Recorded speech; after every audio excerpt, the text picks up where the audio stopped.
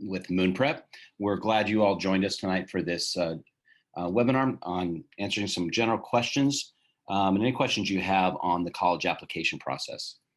Moon Prep's been doing this for quite a long time. We've been very successful with our students getting into the college of their choice, and we are lucky to have with us two of our exceptional counselors with us tonight, Michaela and Alix. And you know, I'm hoping you all just pepper them with lots of questions that you have about the college application process. To make this easy, down below, you'll see a question and answer box. You can simply enter a question there and we'll answer them. If you'd rather just ask your question live, go ahead and click on your name and raise your hand and we'll open up your microphone and you can ask it live. At the end of this, I'll also be providing my information. If you and your family, your students are looking for any additional help, we know that it's getting later into the application season and you might be looking for some additional help. Please reach out. I will, and we'd gladly talk to you about your situation if there's any way we can help. Also at the end, tomorrow, the next 24 hours, you'll be receiving a replay of this webinar so that you can use it for future reference. Without further ado, I'd like to introduce Alix and Michaela. Alix and Michaela, if you want to go ahead and log in, there they are, and give us a little introduction and we'll start answering some questions. Hi, everybody. My name is Michaela, and before I kind of brought my way into Moon Prep, I received a bachelor's degree in English and business communication from a Big Ten university. And then I moved down to Texas and I was a staff writer for a national magazine. I also developed curriculum for a national nonprofit, Junior Achievement, which is actually still in progress. Actually, it's still being used, which has been 7 years ago. Anyway, I continued freelancing for different magazines for the past 7-8 years, and then also was a high ability recruiter for a Big Ten university. And through all of that, sat on over a dozen local scholarship committees, local and national, I guess. So give me all your questions about college admissions, since I was the one sitting in the chair reading all the essays, and also all your questions about scholarships, financial aid, all the things that you want to know from the college perspective. And my name is Alix Markov. We are so excited for you guys to be joining us tonight. I am also one of the college counselors at Moon Prep. I have been a school counselor for the last 8 years. So that's really where my specialty is, specializing in the college process from start to finish, just like Michaela, with a special focus on international students, student athletes, IBAP curriculum, as well as the BSMD programs. A little bit about my history. I attended the University at Albany for my undergraduate degree, and then I completed my master's in school counseling from Hofstra University. Just in general, as a member of the Moon Prep team, we specialize in the entire college process, starting as early as middle school. And more specifically, we specialize in very specific areas of the college process, the direct medical programs, Ivy League applications, which are very, very time consuming and extremely busy process for us all. And then the personal statement college essay, as well as supplements. So we want to thank you all for joining us tonight. We are excited to get started with your questions. So as Mark explained, you guys can ask the questions through the Q&A link on the bottom and then raise your hand and we are ready to get started. I'm sure a lot of students have some questions about early application deadlines, since that's kind of upon us right now. I know I just had a few students submit applications for Georgia Tech for that October 15th deadline. So I know a lot of schools have that October 15th deadline, and so many of our students, especially BSMD students, are looking forward to that November 1st deadline for pretty much the majority of their schools. So for right now, specifically, if you have any questions about early application deadlines or supplemental essays you might see on those early application deadlines, this is the perfect time to ask those questions for sure. Yeah, of course. And Michaela brings up a really great point about these early deadlines. A lot of schools have different deadlines. We mentioned UGA and Georgia Tech having this October 15th, which is today, deadline. So it is really important to keep track of all colleges on your list, their early action, early decision, regular, rolling whatever admissions process they have, as well as their specific deadline. I usually encourage students to use an Excel document. That way they have everything in one place to keep you organized during this very busy time. For sure.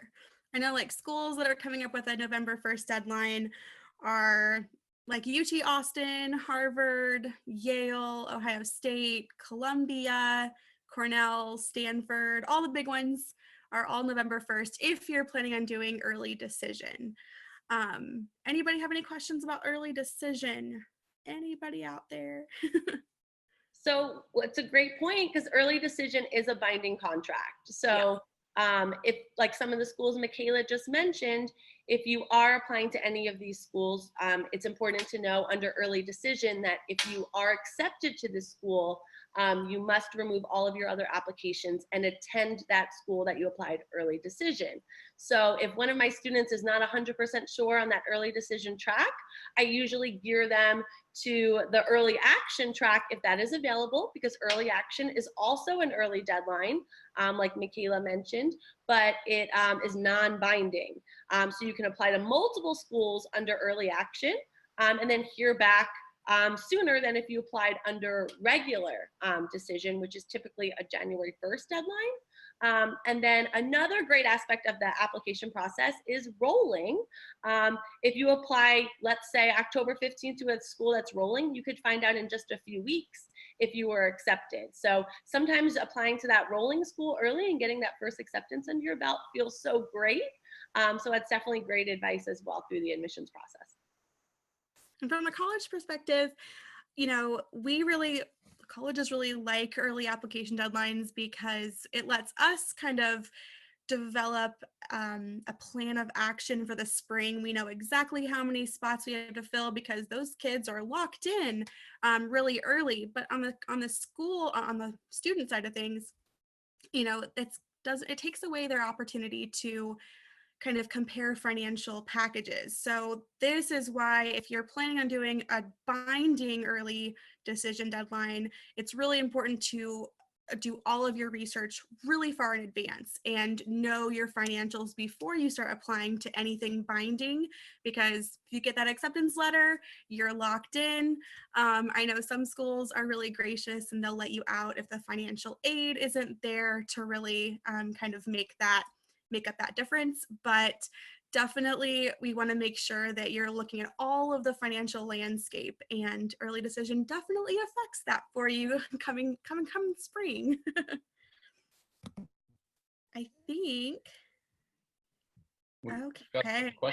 Yeah, I'm seeing some questions. Do you want to ask the first one, or are you seeing them? Okay. Yeah, so I will read the first question, okay, Michaela? The first question that we received is, how does early decision work with BSMD programs? Perfect. So that is a great question, especially for students that are looking at not only applying BSMD, but they also are looking at probably applying to other schools under pre-med. So they're probably trying to balance all of these different factors on their college list. So a lot of BSMD programs for sure offer an early decision deadline, or especially an early action deadline. Some of them are binding, some of them are not binding. So some of them are early decision, some of them are not.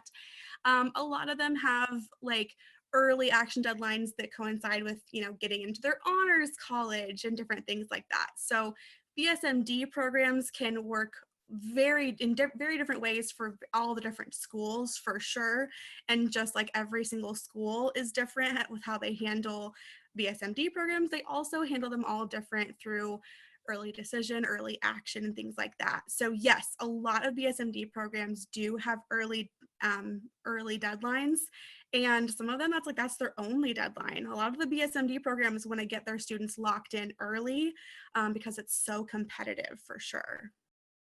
Yeah, and that's a great question.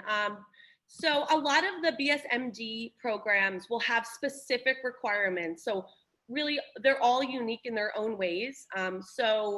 We've helped a lot of our students with all of these unique characteristics, but some BSMD programs will actually say on their application, we encourage all students to apply under early action. So they'll actually give you the suggestion. But remember, early decision is a binding contract. So if you do apply for a BSMD program, you are reviewed for the BSMD program first. If you are not accepted into the BSMD program, you then, for many schools, are then reviewed for the regular admission to the school. So that is something to consider. Would you be happy to attend that school if you weren't invited into the BSMD program?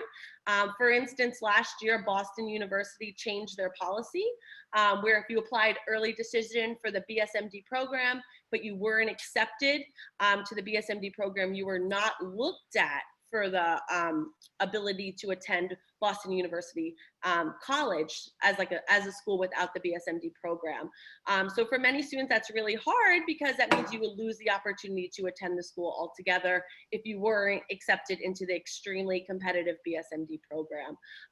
So like we said earlier, every school has different requirements and unique touches. So if you are applying to BSMD programs, it is one of those things we do have to navigate together. Should we apply early decision? Should we apply early action? Or is it just that November 1st early deadline? And we have another question too. Are we obligated to report all AP course scores in the, I'm guessing, Common App? For example, I got one AP score of a 3 and the rest of my AP courses with a 5, but I'm in a bit of a dilemma whether to include the AP score of a 3 in the application. Okay, I'll take that one. That's a great question. So for self-reporting your AP scores, you actually have the option to send your scores. So remember, a 3 is a passing score. So don't be ashamed of that 1-3. But yes, if you receive 4s and 5s on your AP scores, you definitely want to self-report those scores, but then remember, you'll send them to the college that you are attending, the official score report, to receive that college credit and the equivalents. So every college is different as far as what credits you earn through AP testing. So that's also one of those unique aspects to go on each school's website and see what score you need. For example, AP Lit, UF requires a 4 or 5 for that equivalent credit. So if you see that you wouldn't earn that credit, that's a test score that you might not necessarily self-report, but it's also a test score that you might not send officially when you send your official reports in May. But you do want to make sure that you are taking rigorous courses. Colleges like to see that you challenged yourself. So if you are thinking BSMD, to take a path that highlights the sciences and the maths for sure. But then also try and take some additional courses that show your interest in other areas as well. If your course rigor allows you to take AP, IB, honors, advanced topics, you do want to show that you are trying to take the most rigorous path available, including senior year, because you do report your courses senior year and you want to show the colleges that you're not in senioritis mode quite yet. So always be picking rigorous courses and working hard, because remember, the colleges will see your transcript 9th through 11th grade, and then they will also see your first semester grades as of December, January, and then they will also get your final transcript in June. So you want to make sure that you're working hard the entire time, because if, let's say, you do catch that senioritis bug and your grades go down, technically they could remove their offering of an acceptance to you, because they gave that to you on the understanding that you were a strong student before senioritis kicked in. So always remember to work hard, even in that senior year. And I don't have anything to add. That was the perfect answer. Absolutely. Oh, so go ahead and read the next one. Okay, great. So we have a great question. It's a little specific about a certain student and their profile, but it is anonymous. They wrote, can I get into a BSMD program with a 1350 on my SAT? I took it 3 times, but can't seem to increase my score. Yeah, so that's a great question. I know that this is on probably the top of everybody's mind if they've been working really hard to study for the SAT and they just really can't bump that score up any higher. This is a lower score than we typically see. So but there's also other factors that go into it. I know some schools, if you're like planning on potentially working in a rural area, some schools actually offer a program that allows students with a little bit lower scores, different criteria to apply to those. If your plans include, maybe working, overseas or with the rural areas, different things like that.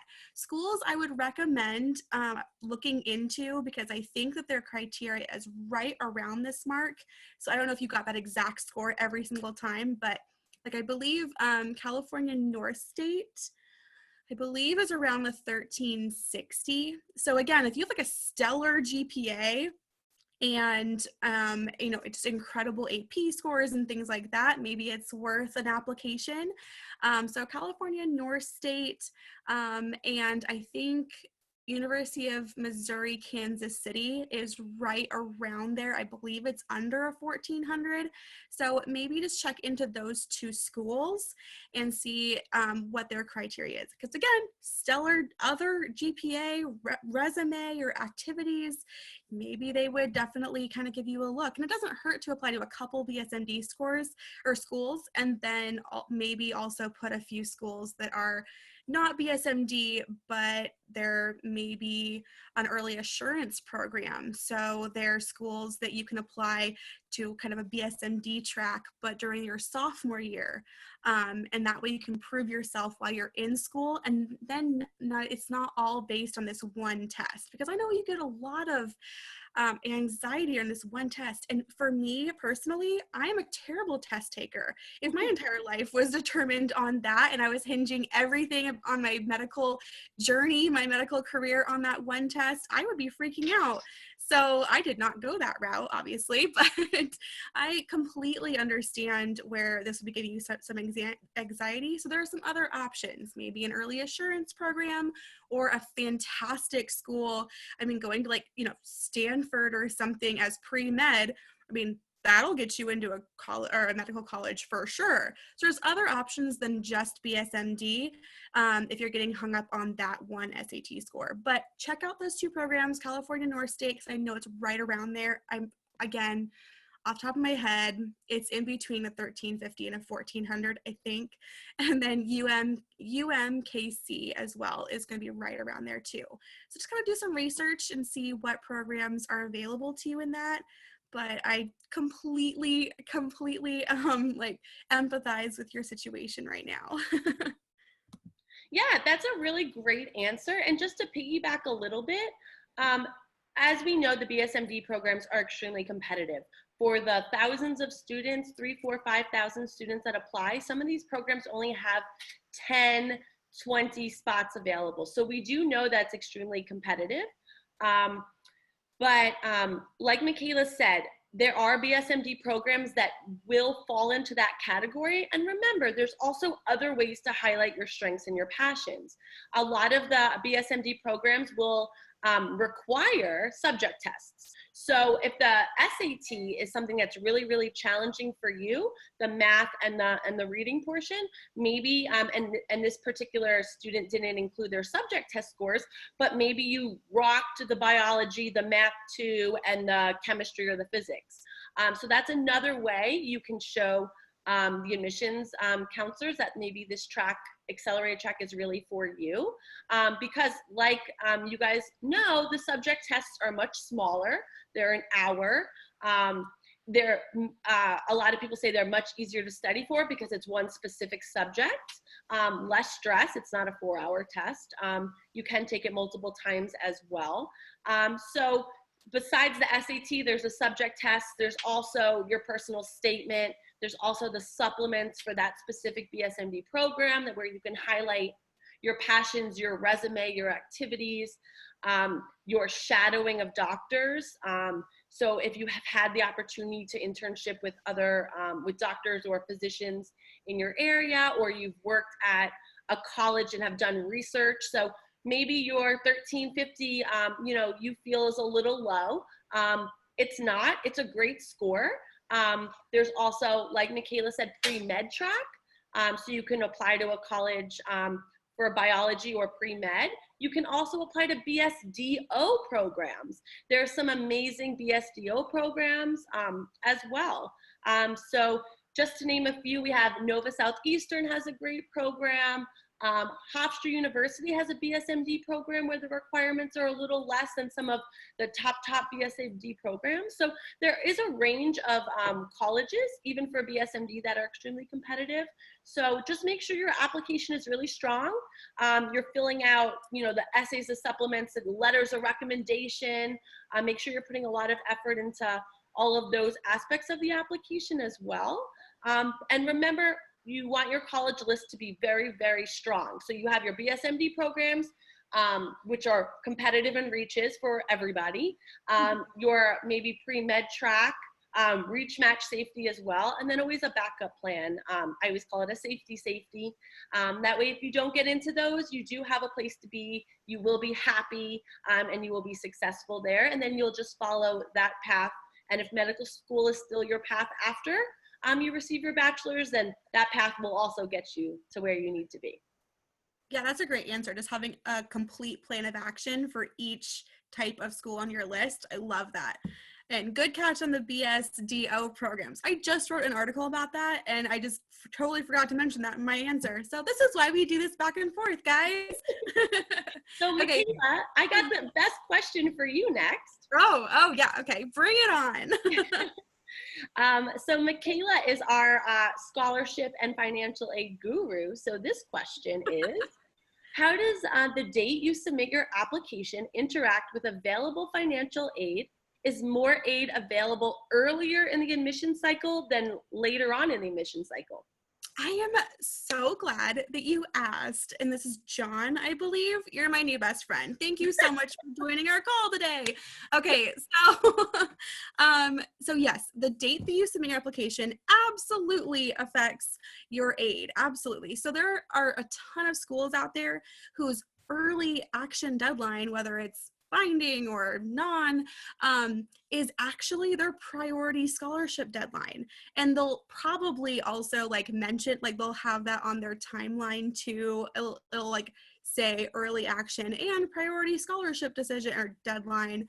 But that is really kind of what that means. So yes, for sure hit all of those early action deadlines for top priority scholarship consideration, because they're going to start, every school, pretend I'm a school, they're going to start with this big fund, this big group of funds, and they have a group of it allocated for their early decision deadline students. And then basically what is left out of they get their top choice of all the best students in the early applicant pool. Then the rest of it is going to go to the regular decision students. So it's not like it's going to be completely changed around, but you have the best chance at the top money through those early decision deadlines for sure. And is there aid available earlier in the admission cycle than January? Absolutely, especially with rolling admissions. So students are applying for schools that have rolling decision.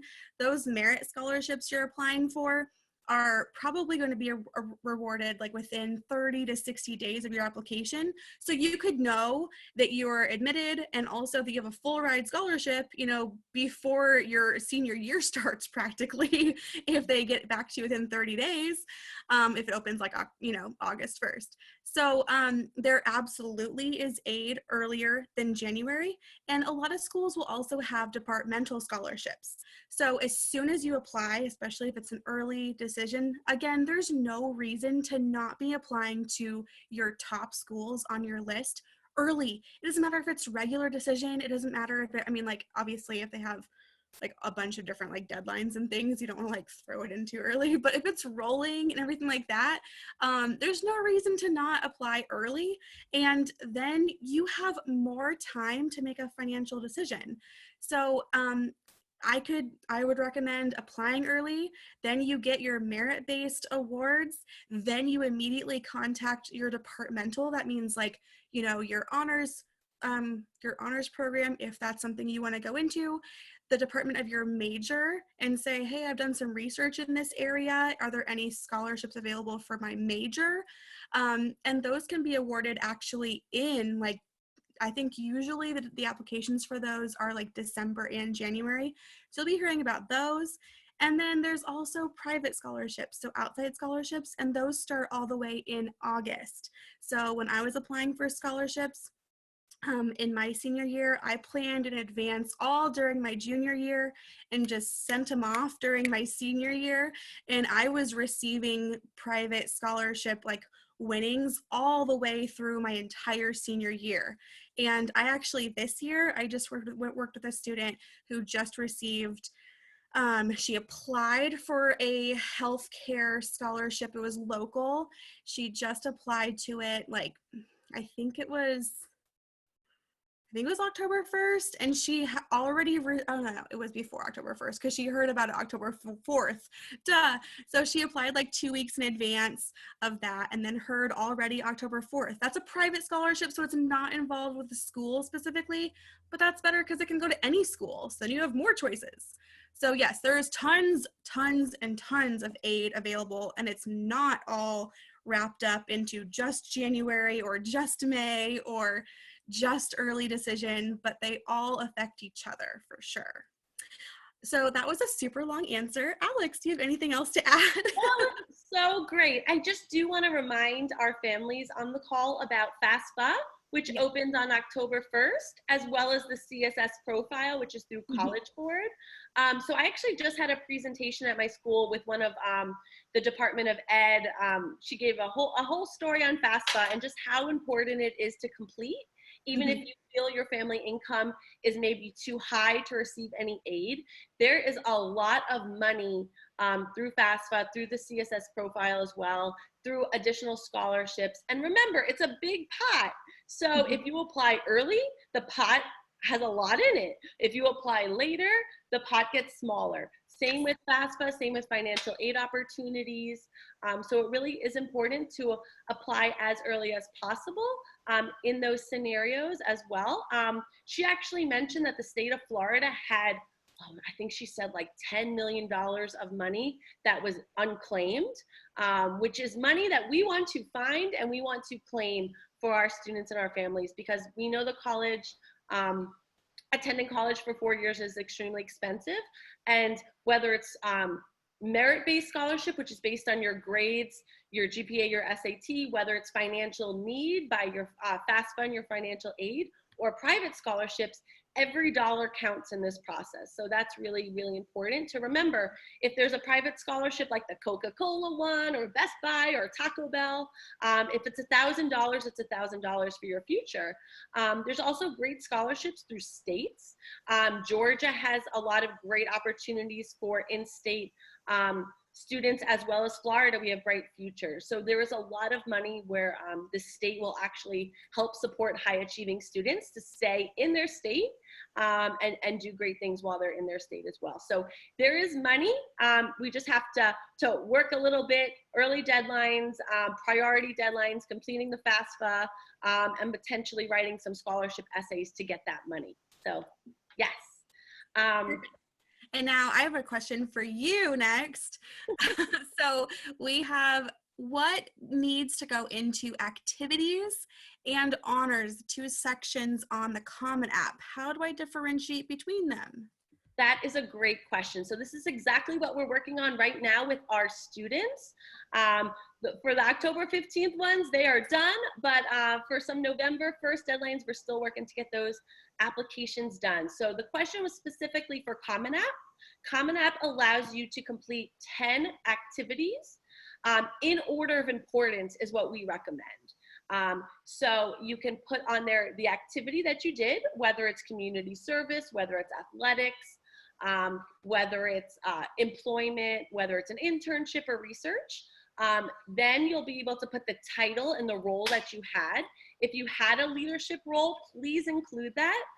You'll also be able to include the time you worked for that organization, for that activity. So whether it's 2 hours a week for 38 weeks a year, you definitely do want to include all that information. And then the very challenging part of the activities is putting what you did for 4 years in that activity in 150 characters, because it's not words, you have to use 150 characters. So my number one tip for students is to open a Google Doc, work on this document first in a Google Doc. That way you can put all of your activities down there first, and then you can try and figure out how to best describe your activity in 150 characters. And this is really trial and error. So you want to actually, and I actually have a lot of students that will say, for example, let's just say National Honor Society. So they did National Honor Society, they were a member, they were elected president senior year. You'll be able to mark that. You'll be able to mark the grades you were in it. But then for their description, they'll say like attended weekly meetings. No way. As president of the National Honor Society, you did way more than that. So this is where you actually have to sit down and put in that effort of what did you do? Not only did you attend weekly meetings, but you organized community service events for your school, for maybe your senior class. Maybe you organized prom, maybe multiple car washes. But you don't want to just say you attended weekly meetings. You want to actually tell them what you did. And especially if it's something specific to your school or your state, make sure you explain what it is. Because if someone puts on their FLBA and you're like, maybe the college admissions rep doesn't know what that is. So I always like to, if it is something specific for your school, or if you're using letters like NHS to describe what the activity is, I always just like to be as descriptive as possible so they know exactly what you did, for how long, what grades, and what role you had. So remember, we want those in order of importance. We want to be well-rounded, but remember also, and for anybody on our call that's maybe still in 9th or 10th or even 11th grade, try and show as much commitment as possible. Don't join a million clubs senior year. They will know why you're doing that. So make sure you're working hard throughout all of high school. And then if you have a passion, if you are interested in BSMD, make sure you have research on there. You have shadowing on there. You have the Science National Honor Society on there. So things related to your passions is really important. The part B of that question was the honors. So specifically, the Common App asks for 5 honors that are focused on your academics. So this is where I always say, ask your mom and dad, because they are always the ones that remember the certificates that you bring home. A lot of parents actually keep binders of those certificates as well. Make sure you list the honors also in order of importance. So you want to make sure that if you are a semifinalist for the PSAT, you want that to be first. If you're a national merit semifinalist, that should be your first award, because that's absolutely amazing. And then from there, put if you received awards, maybe if you're in an IB school and you received like the IB Learner Profile Award for knowledgeable, that's a great and international award as well. So it is something where you have to start racking your brain, but hopefully you've been keeping this information throughout high school and keeping it organized. That way we can put it on a resume nicely, and we can also add it to your Common App nicely as well. Perfect. Love the answer. I would definitely just like to sum up. Well, first of all, it is so much easier to keep track of things as you go than to like think back over what did I do? Because in hindsight, everything seems kind of like minimalized. And while you're in the moment, it's so much easier to kind of really be able to almost like humble brag about yourself and like the day-to-day like moment. So write about it almost like in a journal or something, or a calendar, right after you've won something or participated in a new event. So that way you're keeping them kind of organized and fresh in your mind too. Because if you write about it 2 years later, if I wrote about something I did 2 years later, it would be much different than if it happened yesterday. And that's something, like we're taught as writers all the time, keep a journal going into something if you're going to go walk through Italy, take a journal with you if you want to be inspired. So really, if you're young enough that you're still building those activities on your resume, kind of take a journal with you into new activities that you're beginning and things like that, so you can find those hidden stories within your activities to be able to write about on an essay later too. So I would just say, if you're wondering about how to differentiate between them, just to sum up, because I know we have a lot of other questions to get to, I would just say, activities on the Common App are really saved for specifically like, oh, I self-published a book and then donated it to local children's hospitals. Like, this is a thing I did.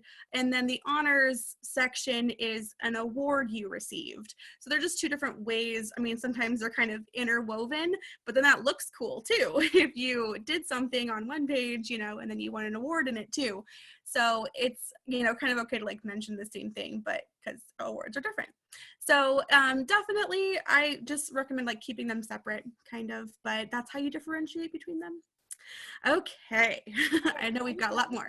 Yeah, you guys are writing the best questions, by the way. I see we have a lot more in here. So Michaela, you ready for the next one? Of course. Will it help me get accepted to the university if I attend their summer camp? Yeah. So I will speak from this from like a college perspective. So we will say we're going to host, I work for a college, say, I don't anymore, by the way. I keep saying like from a college perspective, but I don't work there anymore. But from a college perspective, if we put on, say, a leadership program, if you attend that leadership program, say as a junior, okay? It's not necessarily good, like it's going to show up when you come back as a senior. It's going to show up that you visited campus, probably if you filled out like an information card. It'll show up as a visit. So it'll show that you have demonstrated interest. It's not going to be like we're going to look at you and someone else and be like, well, this person visited 4 times and, they have a 1.8 GPA, but they visited 4 times, so we're definitely going to take them over a 4.0 GPA. Like, it's not going to work like that, but it will show demonstrated interest, as well as, so it's not like, of course, like guaranteed, like this is so totally going to help me get admitted. But there are things about attending summer programs that can totally help you get admission. Like when a college asks for a Why Us essay, well, if you did a summer leadership program, you probably know professors, you've probably sat in on classes, you can actually really honestly say, beyond all the tangible elements to the fact of why I want to attend XYZ university, when I imagine myself discovering a new antibiotic, I can think of myself nowhere else other than the Nimble lab on XYZ's campus, because I've already started that research there and I already have these contacts with this professor. So you have like more specifics to talk about. Your essays are going to be filled with more vibrant information, more details. There we go, details. And you're going to be able to like speak more from the heart. So I always say, if it's a top school, definitely do those summer programs. It's not going to be like something where they're, it's of course, oh, you did a summer program, now you're just in. But it'll help so many other areas of your application that it's just, it's a great idea. Again, if you're like applying to 50 different schools, you can't possibly do 50 different summer programs. So obviously don't be, discouraged if, your top 5 schools, you didn't go to summer programs for all top 5 and now you're just out. Like, no, it doesn't work like that. But definitely if it's a top school, do the program, because it can just benefit your application in so many ways and provide a network of resources for you to draw on when you're doing the application and all the essays. Anything to add, Alex? Anything I missed? That was amazing. Just a little tidbit about the summer camp application process. It's almost like a mini college application process, especially for some of those top schools like Michaela mentioned. So make sure, if you are in 9th, 10th, or 11th grade and you want to participate in one of these summer opportunities, to have a list with deadlines, because you will have to write essays.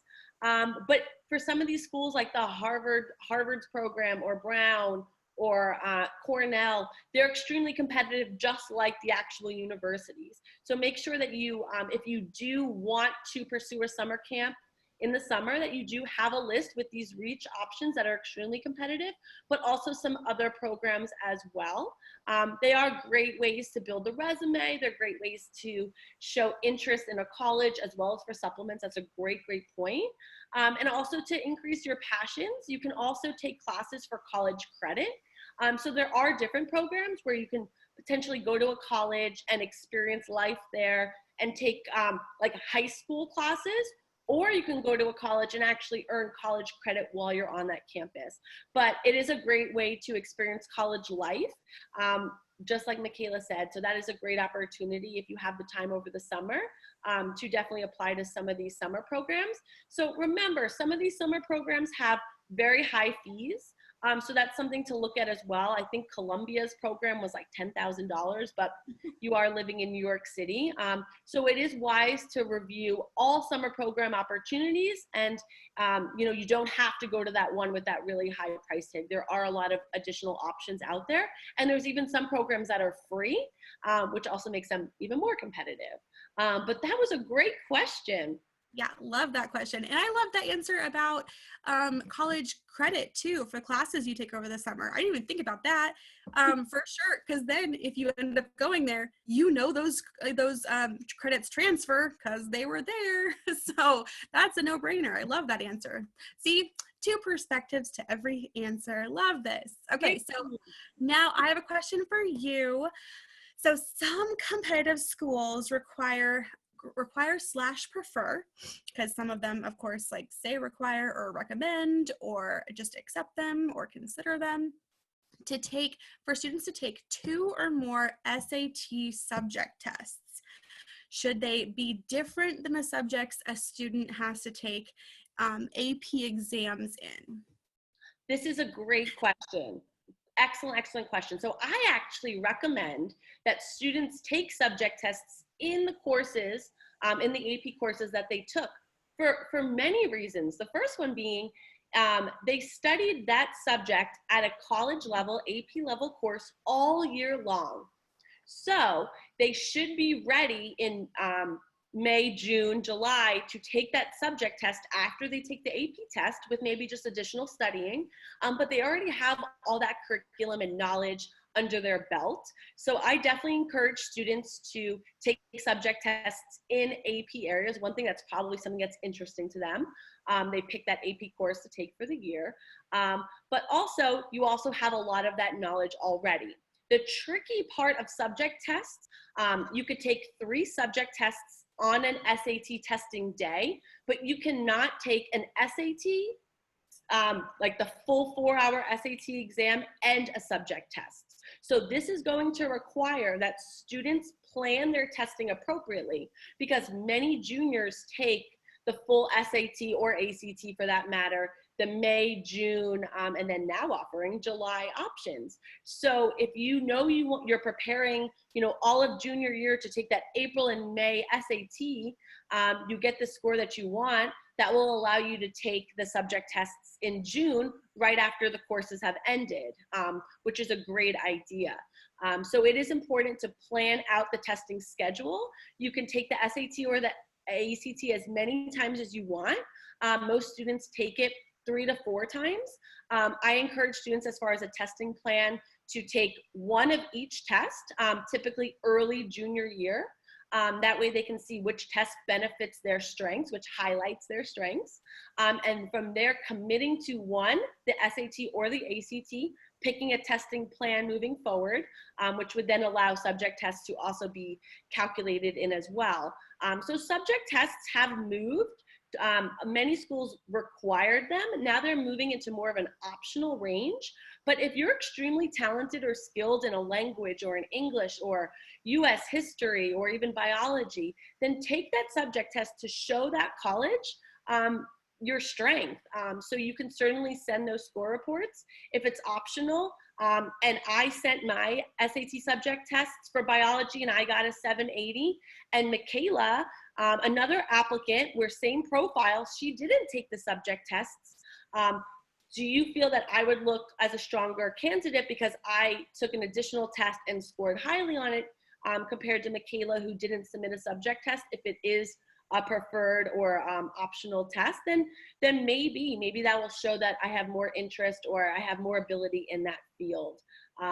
So yes, that was a great question. Perfect. I don't have anything to add at all because you are the expert in everything AP and SAT. And I completely agree with that. I mean, if you took an SAT subject test in, a subject that you didn't have really a background in, like, okay, for me, I think I've told you before that I was a staff writer for a magazine and I got a degree in English and business communication. So if I would have just been like, okay, well, I took AP classes in my strong subjects. And so I need to show, my strength in math. And so I'm going to take the math subject test. That would not have gone over well because I would have tanked that. So I definitely agree that you should take it in the subjects that you have already done the coursework in, so you can send in your best scores and not risk sending in, a 2, 3 or something. So, or I guess for subject tests is different, but you know what I mean? Yeah, but definitely reverse those, but yeah. Perfect. Okay, so you're asking next, sorry. I'm gonna read you the next one. So this student is a junior and they're curious about the best time to start writing the college essay. Great question. Yes, love it. So glad that you are on this call. Again, welcome. We're so happy you're here. So let's look at this backwards. So if you are a junior and say your top school has an early, let's say your top school is Georgia Tech, which just had their deadline today. So that's October 15th of your senior year. Well, you're going to need something to write about before that.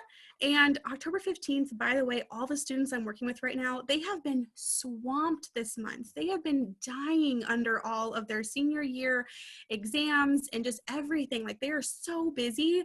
We're scheduling calls willy-nilly and sometimes during lunch hour. I mean, like, they are busy students. So your senior year, like, don't assume it's going to be a cakewalk, and you should save all of your essays for the start of your senior year. The students that I'm working with right now that are the most ahead and that have everything ready are the ones that kind of started working with me all the way back in the summer, like July.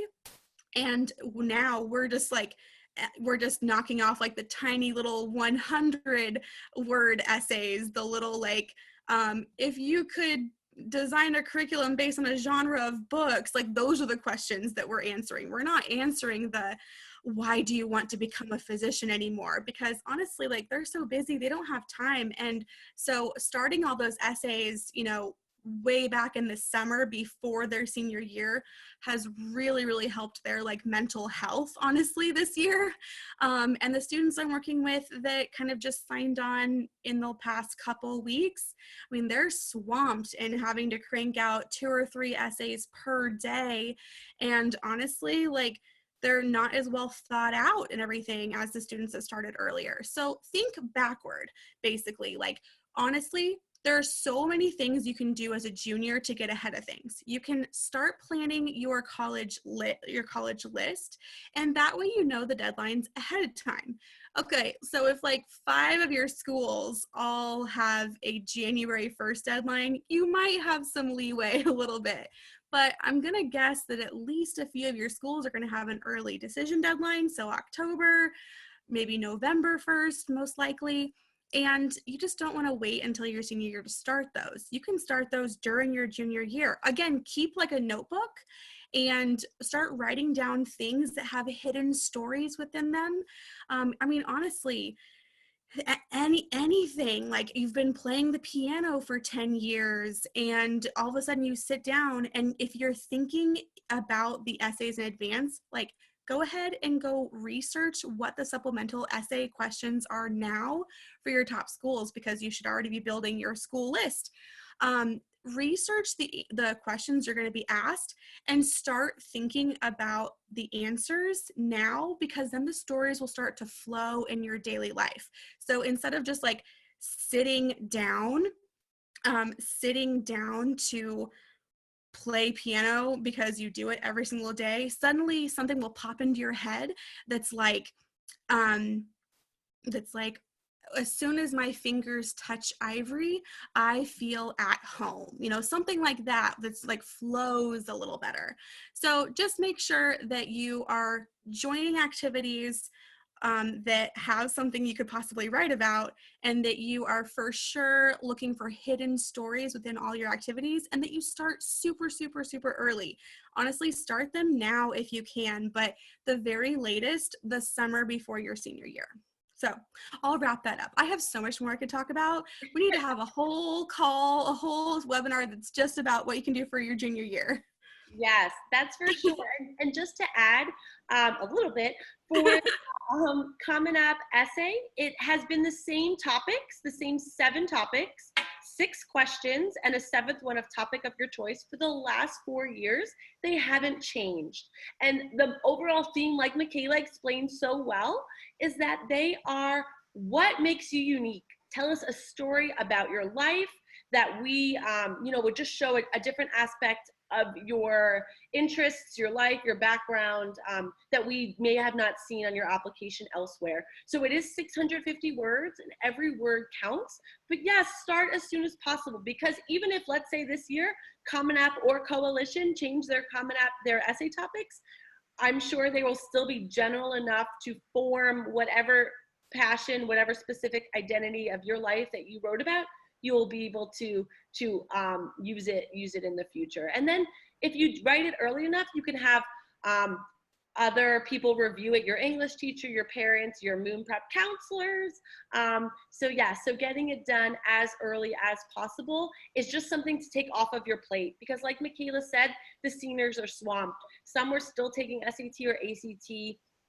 They're filling out their applications, they're taking AP courses, they're doing research, they have activities after school. So things do not slow down during the fall, during the admission deadline. So one less thing that you can take off your plate to make the process a bit smoother, we definitely recommend. Yep, absolutely. Okay, so we've got another question. So how many hours of shadowing is too much? I really have about 100+ hours. Should I write less hours to be realistic? Okay, well, Anonymous, you are rocking it. 100 hours is amazing, but no, we want to highlight every single hour that you put into the field. So if you are thinking BSMD, a lot of these programs want 100 or more. And actually some of the programs will even say, I've even seen one program say we recommend 200 hours. So you are really doing great. You're also networking, you're building relationships in the medicine field. So keep working with those physicians, and maybe even experience other types of medicine. I've had students that have gone from gastro to pediatrician, to try out the different fields. And these are all things we're going to highlight on your activities, on your Common App, potentially in your supplements, because all the supplements for BSMD say, why are you interested in this program and why are you interested in medicine? Where you can talk about your 100+ hours being in a doctor's office or being in an emergency room. So yes, hands-on experience is amazing, and they really do appreciate that. So great job, and keep it up. Yeah, absolutely. And I would only add to that, make sure that you explain out, like in the number of hours per week, a number of weeks per year, like how much that was broken out. So it's not going to seem realistic if you've been doing this for, 2 years. That's seems pretty normal. I mean, or like pretty great. You just started early, so it's not necessarily, you don't have to like write less hours to be realistic. The realistic part will come from how long you've been doing it, how many hours per week. Oh, you've been doing this all year, and other students are only doing it over the summer. Well, that totally makes sense.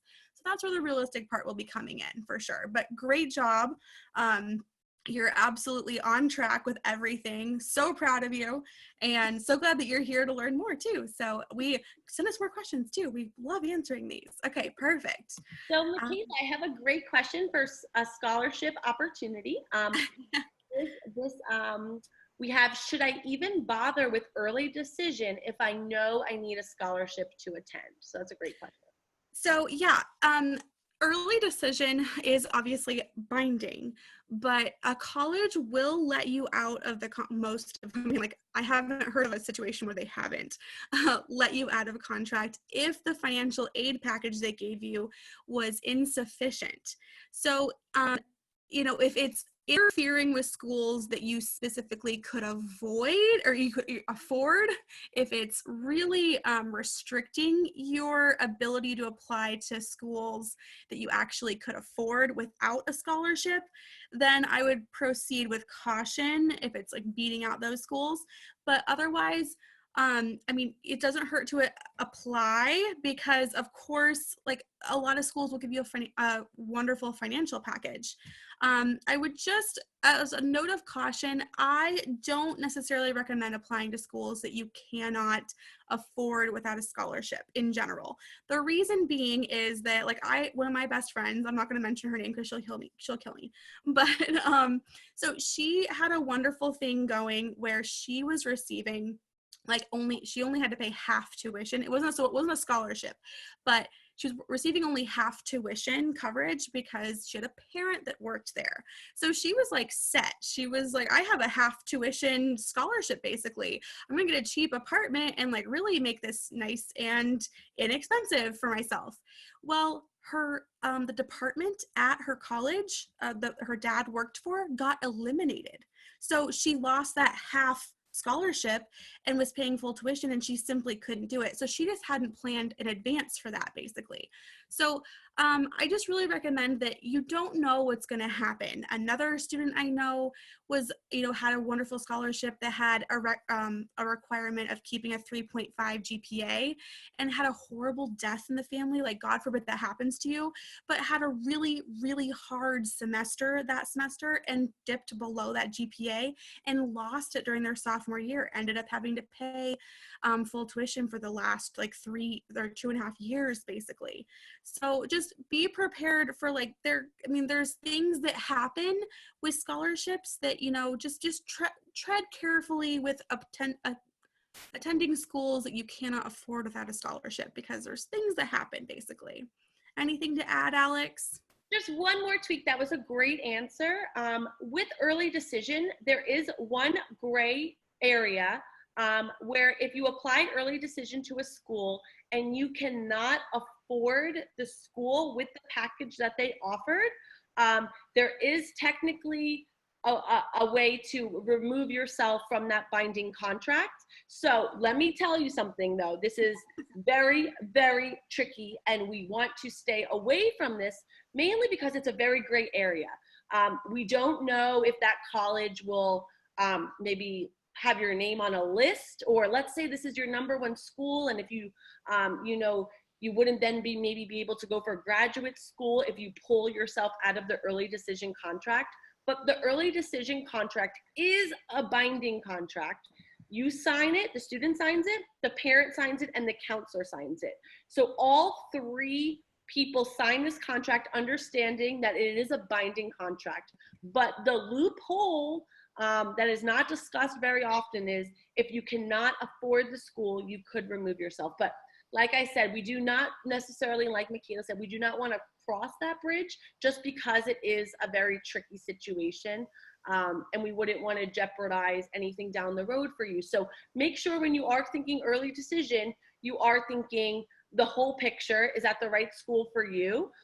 Or do you want to go to a different school, and have potentially a scholarship or different availability options available to you? So it is very, very tricky. So make sure you do your research. And if you are 100% confident that school is where you want to go, then ED is the best option for you. But ED is not for everybody. So it is just important to realize that as well. You have early action as a great backup without that binding contract. Perfect. Love that. I was going to say, since we're a little over on time, why don't we just pick 2 more, like one each, to answer? So that way we're probably ending about 10 minutes over. But then, of course, if you guys do have more questions, please email us, and we have one more of these Q&A webinars coming up. So we'll just kind of attack them, in advance for sure. So just email us your questions, and we will take care of them kind of right in the beginning of the first webinar, or the next webinar basically. So we're gonna choose 2 more. I was gonna say, I love one question came in that says, I see that Moon Prep works remotely with students. So how exactly do you work on essays and the applications remotely? Please explain how you do this. Oh, I'm sorry. This is a great question. I was expecting you to just jump right in. I apologize.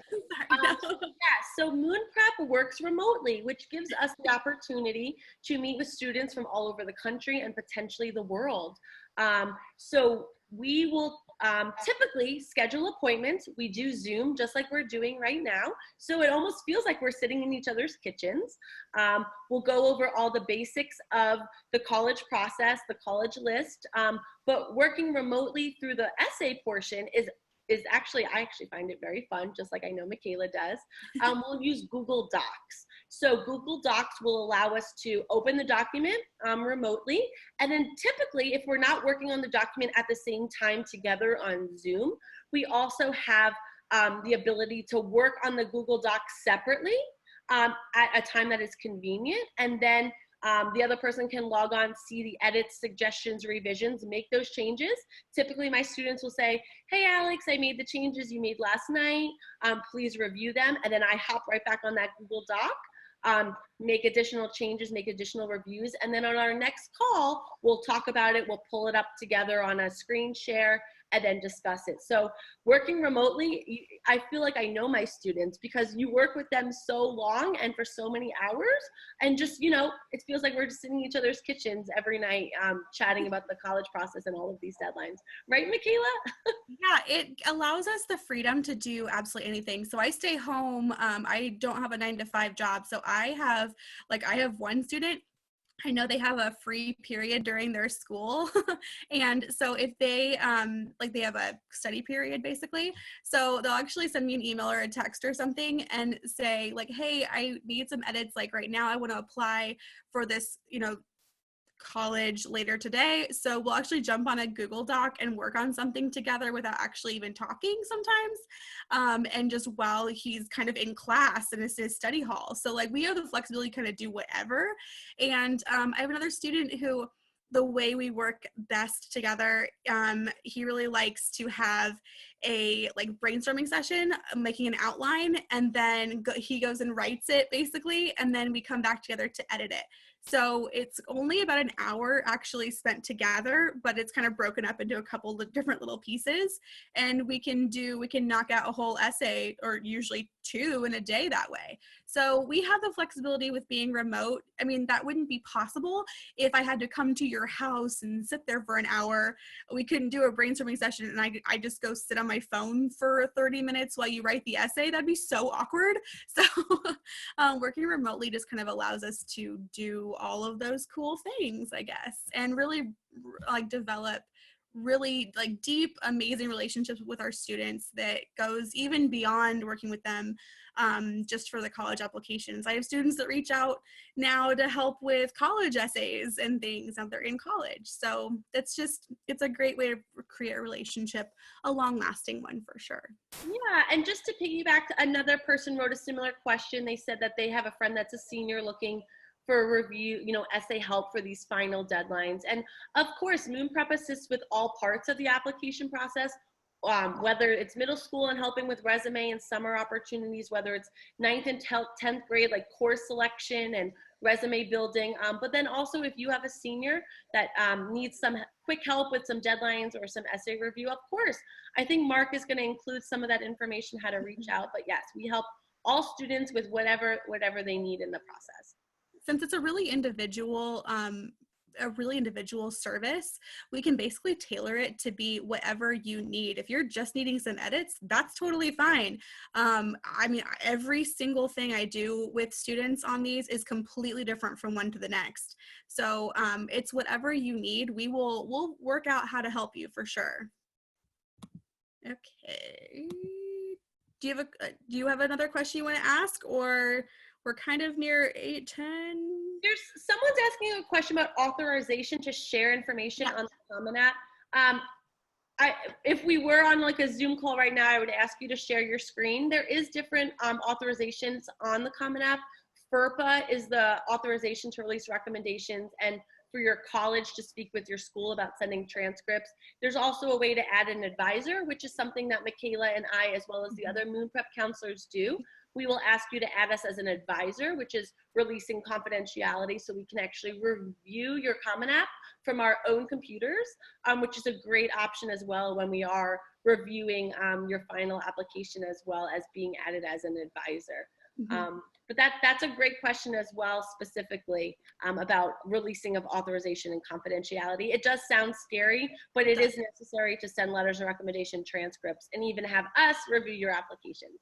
Yeah, absolutely. So it's just letting us see it, basically, if that's the advisor portion on the Common App. Perfect. All righty. I think we're all set. Yeah, I think, yeah, this is Mark. We have some, and it looks like people are starting to go. One or two, thank you very much. Is what a lot of information here today.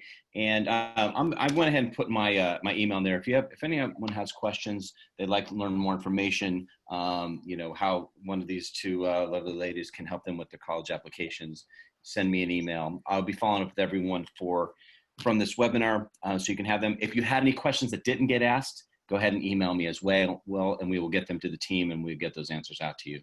So thank you to Alix and Michaela. What a great duo we had tonight. We thank everyone for joining. We have another one coming up in 2 weeks. So if you have questions coming out, go ahead and make sure you sign up for that webinar. And we look forward to the next one. So thank you, ladies, for this evening. Thank you, everyone, for joining. And look for tomorrow for an email with the follow-up replay of this. Yeah, thank you all for coming. It was great spending our evening with you. Nice to meet you virtually. Yes, thank you so much, and good luck. And remember, Moon Prep is here to help. We're definitely in your corner for anything you need, for sure. Great. Thank you, everyone. Have a good night. Bye.